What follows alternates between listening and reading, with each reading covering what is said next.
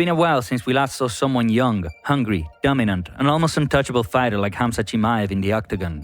With his outstanding UFC performances, it didn't take long for the Chechen-Russian-born Swedish fighter to win the fight fans' heart and make everyone jump into the Khamzat hype train. Where recently Daniel Cormier himself was the machinist, and with that drawing a lot of attention on his back. Let's talk about Khamzat Chimaev.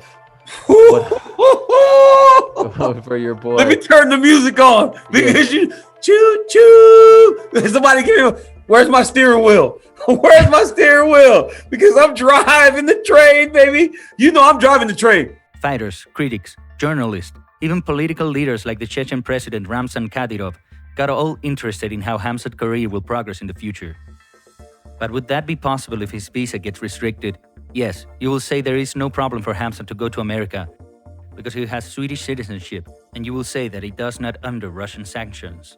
But there are other reasons, and let's start in order. And will he be able to beat his next and toughest opponent, Gilbert Burns?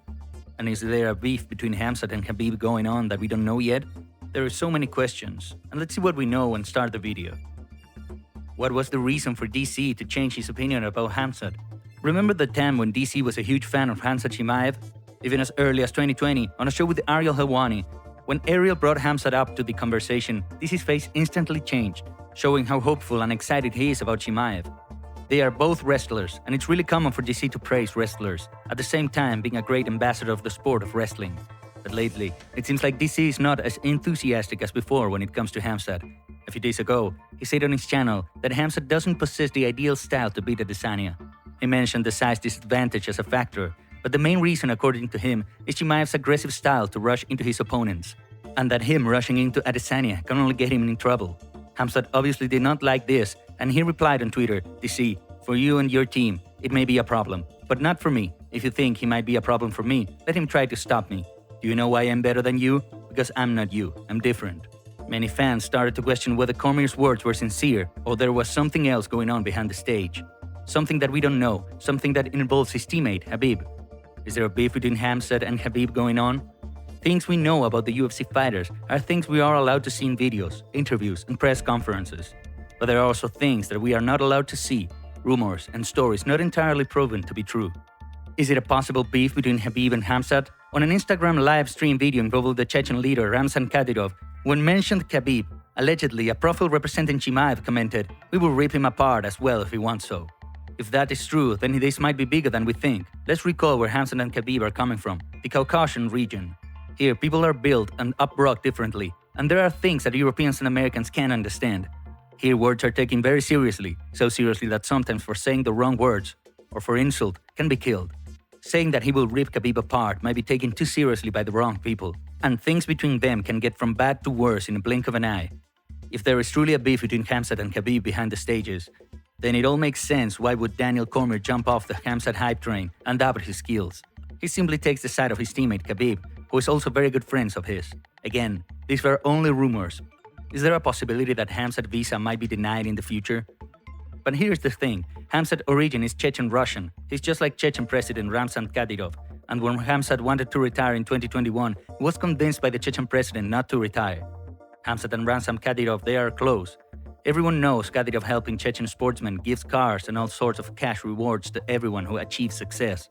And Khamzat Chimaev was no exception, as the Chechen leader even gifted a Mercedes-Benz to Chimaev. Kadyrov is proud of his compatriot, and he sees him as his champion. Like a king in Game of Thrones choosing a champion to represent him, there's a video of them sparring together.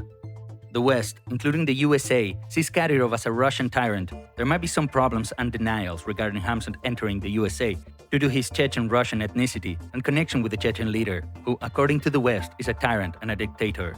In connection with this, Khamzat on Instagram deleted all the joint photos with him and Kadyrov. But will it help him?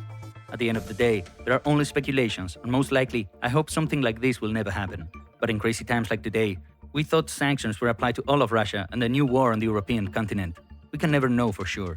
Hopefully, Khamzat's future, and not only Khamzat but all Russian athletes, will never be affected, and we, fight fans, can keep watching him in the octagon. Let's talk about, is Gilbert Burns a bigger bite than what Khamzat can swallow? We all can agree that Burns is the hardest, toughest opponent Khamzat has ever fought.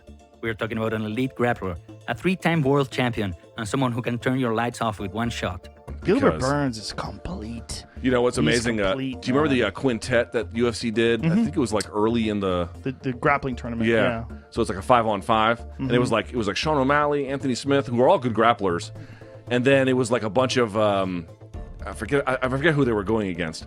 But every once in a while, you'll see like an MMA guy, and these MMA guys are usually pretty good at this point. Like not like world class, but like they're very, very good. And then Gilbert gets down there. Oh, yeah. And you're like, oh right, he's one of them. He's one of the elite. He's a world champion. Of course, but I mean, like Yeah. he hasn't like. I'm sure jiu-jitsu has fallen off a little bit relative to what it was when he was just jiu-jitsu. But you can tell like some of these guys, he's not like one of these Meow brothers who is, a gripping heavy kind of leg entanglement strategic kind of guy. Gilbert's athletic as shit. He can pass. He can go underneath. He's got a good guard. He can wrestle.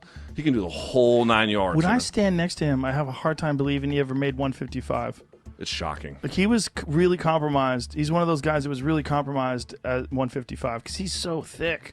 Like he's walking around well over 200 pounds. I mean, he's thick as fuck. Right.